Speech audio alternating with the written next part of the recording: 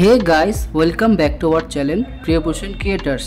আজ আমি প্রসেনজিৎ ও আমার সাথে আছে আমার দুই বন্ধু গান্ধী ও নিখিল। আজকে আমরা এই তিন বন্ধু মিলে গাজলডোবায় ঘুরতে যাব। তো চলো নতুন বছরে গাজলডোবা নতুন কি হয়েছে সেটা একবার দেখে নেওয়া যাক।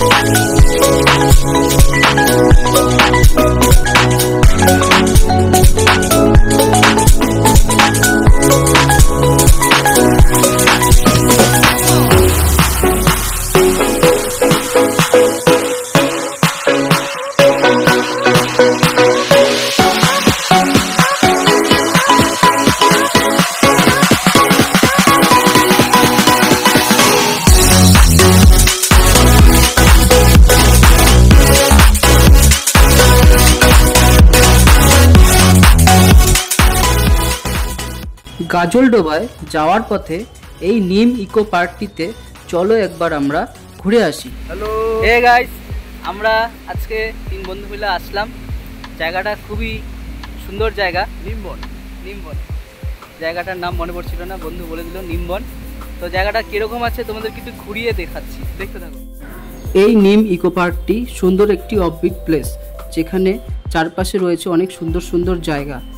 চারদিকে শুধুই সবুজ আর সবুজ, এবং তারই সাথে প্রচুর ঝরা পাতা এই জায়গায় সৌন্দর্য আরও বাড়িয়ে তুলেছে।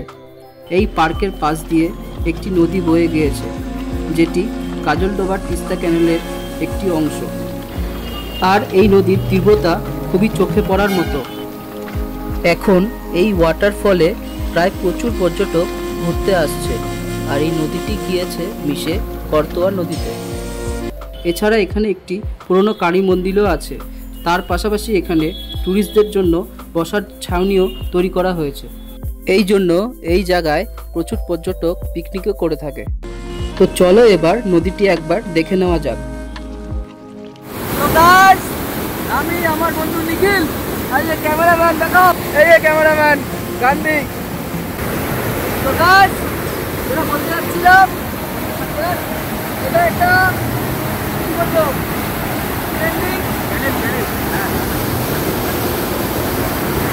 আপনারা দেখলেন পুরো জায়গাটা, এটা একটি ট্রেন্ডিং জায়গাটা যদি আসতে চাও তাহলে গাজলডোবা যেতে জায়গাটা করবে। বর্ষাকালে জায়গাটা খুবই ফেমাস। এখনই এরকম জল, বর্ষাকালে কিরকম জল হবে ভাবতে পারছো? পুরো স্নান করবেই হবে, তাই না? সবাই আসো, অবশ্যই। এবার আমরা এই নিমবন থেকে তাড়াতাড়ি বেরিয়ে যাচ্ছি গাজলডোবার উদ্দেশ্যে।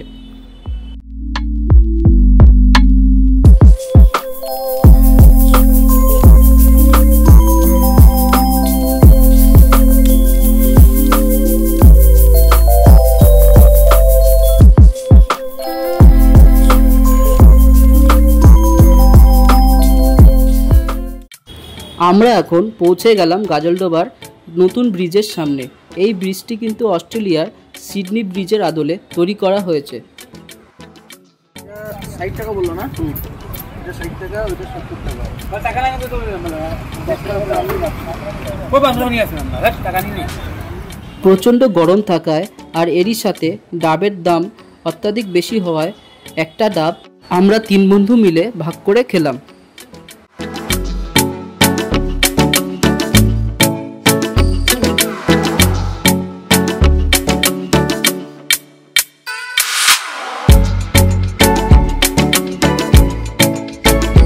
এখানে যেই ঝালমুড়িওয়ালা দাদাকে দেখতে পাচ্ছ তোমরা, তিনি খুবই ঝালমুড়ি ভালো বানায়, তাই ওনার কাছ থেকে আমরা ঝালমুড়ি বানিয়ে খেলাম।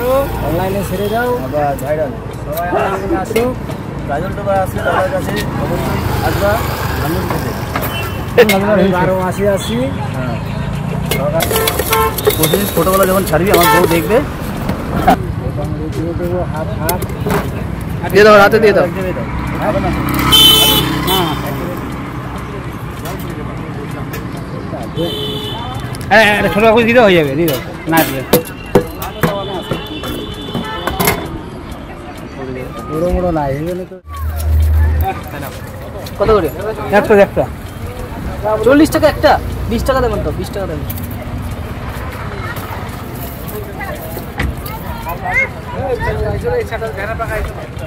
ইয়ে দাও চামচ দাও।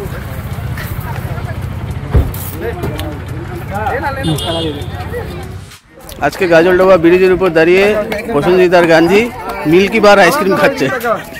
ও গান্ধী অনেক কিছু খাওয়া দাওয়া করার পর আমরা এবার ব্রিজটি ঘুরে ফিরে দেখব। ব্রিজের চারপাশে প্রচুর স্টল লক্ষ্য করা যাচ্ছে, আর আমরা হেঁটে হেঁটে গাজলডোবা ভোরের আলোর দিকে এগিয়ে যাচ্ছি।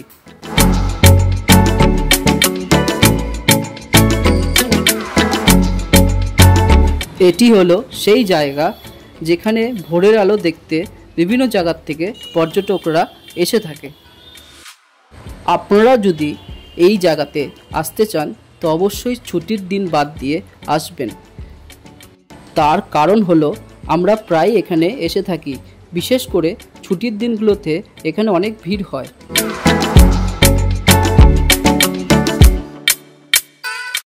আর এটি হলো সেই বিখ্যাত ভোরের আলো, যেটাকে অনেকে গাজলডোবাও বলে থাকে। আর তারই ঠিক উল্টো পাশে বিস্তীর্ণ এলাকা জুড়ে দেখা যাচ্ছে তিস্তা নদী, যার এক পাশে রয়েছে বিস্তীর্ণ পাহাড় আর এক পাশে আমরা। আর একটি কথা না বললেই নয়, এই যে নৌকাগুলো দেখা যাচ্ছে, এই নৌকাগুলোতে যদি আপনি চড়তে চান তাহলে পার হেড 100 টাকা করে দিতে হয়। তবে বর্ষাকালে নৌকা চলাচল কিন্তু বন্ধ থাকে।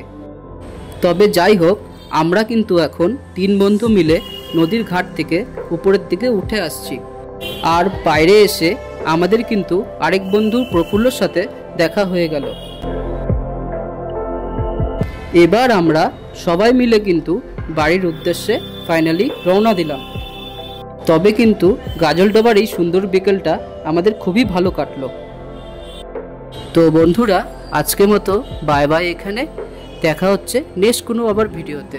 তো আমাদের এই ভিডিওটি যদি আপনাদের ভালো লেগে থাকে তা আমার এই ইউটিউব চ্যানেলটিকে অবশ্যই সাবস্ক্রাইব করবেন।